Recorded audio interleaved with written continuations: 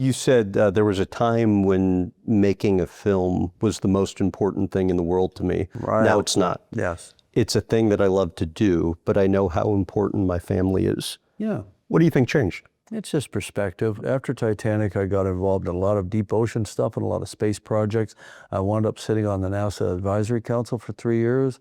And those meetings were kind of revelatory to me because everybody in that room, they were all PhDs, they were all top engineers, aerospace people. They all felt they were doing something very important in the world, and none of them went to the movies. They just didn't care. I mean, Hollywood almost existed in another dimension from them. And I thought, oh, here are brilliant, purpose-driven people that couldn't give a rat's ass about this movie star or that film or this award season or any of the things that I had been sort of myopically within this bubble reality that we call Hollywood, even though it's global. And that was revelatory to me. And so I kind of left Hollywood for, let's see, that would have been in early '98. That journey started, and it went through 2005. So we're talking about a 7-year period where I just took a sabbatical. I went exploring. I started doing different things. I was involved in space projects. I was part of a team that built a camera that was on one of the Mars rovers. On all the deep ocean expedition stuff, there was a lot of engineering around that, building subs, building robotics, building deep ocean cameras, stereoscopic 3D camera systems and all that. That was a phase of my life that was very satisfying and had nothing to do with movies. All of that sort of daredevil adrenaline junkie stuff got focused into actually doing things that were meaningful. Since that time, I've become a documentary filmmaker, a legitimate one, and have made either directed or just produced 12 documentaries. So I've made more documentaries than I've made theatrical films. You said you don't like yourself when you're working, and I wasn't sure if that was more earlier days when working or still present day, but I was going to ask why. I'd say more. I think I've got things pretty well in balance now, and I'm sure a lot of crazy people say the same thing, but I think it's true. I think in the early days, where I did put the film first above all things, there were interactions that I would have that I'd feel guilty about later. At that time, I had a righteous sense of having been aggrieved by someone who was supposed to do something and didn't do it, and it was compromising the art. It was compromising the film, and I was the person responsible for getting that film made. So then that person became, I don't want to say my enemy, but they became a problem. It's taken a long time to unwind that, and I don't think that way anymore now. I think, okay, if we're a good enough team, we can take up and compensate for any mistake that has happened, and blame doesn't help, And so I've completely rewritten my program of how I interact with everybody on my team, and I think we have a good kind of familial feeling around the team. People feel good about their work. It's a very sort of communal effort. I think that's a fundamental paradigm shift in terms of how you perceive the process. And I mean, probably speaking to kind of your change of ways too. I mean, Kate Winslet's obviously worked with you on Avatar back in the Titanic days. She was quoted as, speaking to how, she was genuinely frightened of you. He has a temper like, you wouldn't believe. Let's unpack that a little bit. She gave one interview when she finished the movie and she threw me under the bus. But that was not reflective of the actual process of our work for 6 months, which was very attuned to each other. And we were friends during that period. And we were friends immediately after that because I called her up and said, what the hell? She said, oh, I'm sorry. I was kind of depressed and I was letting the character go and I said stuff I shouldn't have said. And I said, all right, fine. And then we have been friends since then. So we're talking about a week that gets blown up out of proportion and seems to define an era. But she was letting the character go. She was letting the project go. She was under a lot of pressure.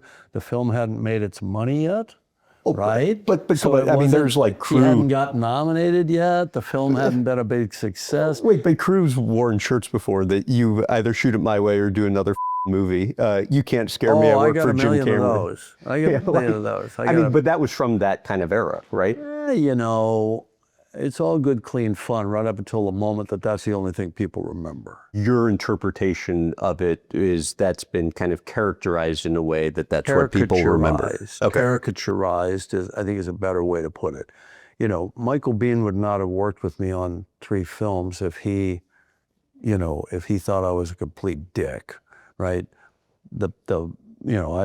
I had these long-standing friendships, you know, Bill Paxton, Michael, others, Sigourney, people that knew me, respected me, and that wouldn't have happened, you know. And by the way, crews came back as well, because they knew they were going to be, in the early days it was, okay, I'm going to go work on a Jim Cameron movie. I know that I'm going to be challenged to do the best work I've ever done in my life. And so they grumble and groan, and then they come out of it with this insane sense of pride that they actually accomplished something. To what extent was it a visit to Ron Howard's set that it had an impact on you? No, when I was the CEO of Digital Domain, he came over to talk to the folks that in my outfit that were working on Apollo 13. He came over to tell everybody what a great job they were doing. And I watched him just say to people, you know, this stuff is amazing, you guys are great. And I thought, well, I probably should have done that a few times, you know, over the years. It's like an attaboy gets you much farther than the crack of a whip. You mentioned the late actor Bill Paxton, who said the words no and that's impossible and phrases like that can't be done, that's the stuff that gives him an erection. Well, I don't know where this is coming from. I've had that quoted to me 3 times in the last 2 days. It must have gotten some weird pickup recently. I just read an article from a while, but you said, I like difficult, I'm attracted by difficult. Difficult is a magnet for me. Yeah, well, setting aside the syntax and the word choice, I think it's accurate in the sense that I like challenges. I like doing things other people either haven't attempted or have attempted and failed. I don't like to do things I've done before necessarily. Now that sounds a bit contradictory to just now bringing to market the 3rd Avatar film, but this 3rd film isn't just a sort of retread of movie 2, which was a retread of movie 1. Each one had its own built-in challenges. And movie 3 is really the completion of a 6-hour story arc. In my mind, it's all one thing.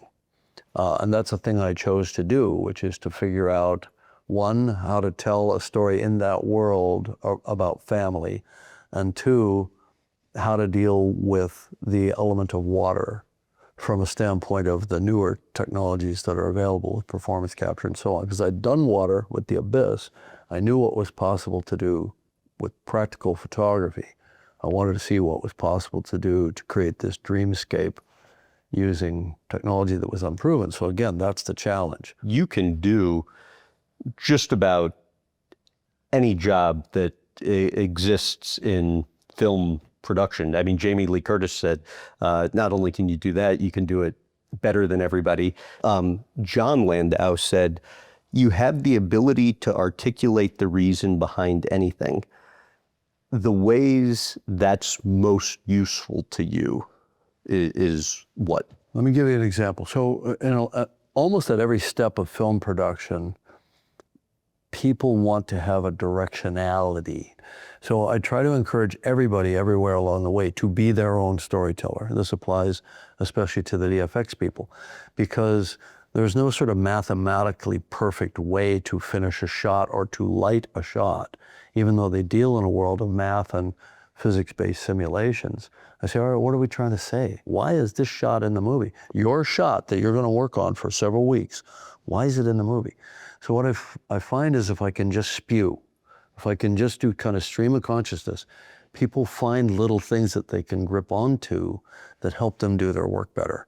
And I find that with the actors. Some actors don't want to be given a lot of notes. They want to process themselves, process their own, what they did on the previous take. Others want notes. You find out after a while who benefits from a lot of chit chat, a lot of communication. Who benefits from me jumping right in the middle of a take and say, take that again, do this, try that idea. And so a director keys in to everybody. But I find as I go along, the more I talk, the more I react, and I can share what's popping into my mind in the moment with them, the better they can be to serve the film.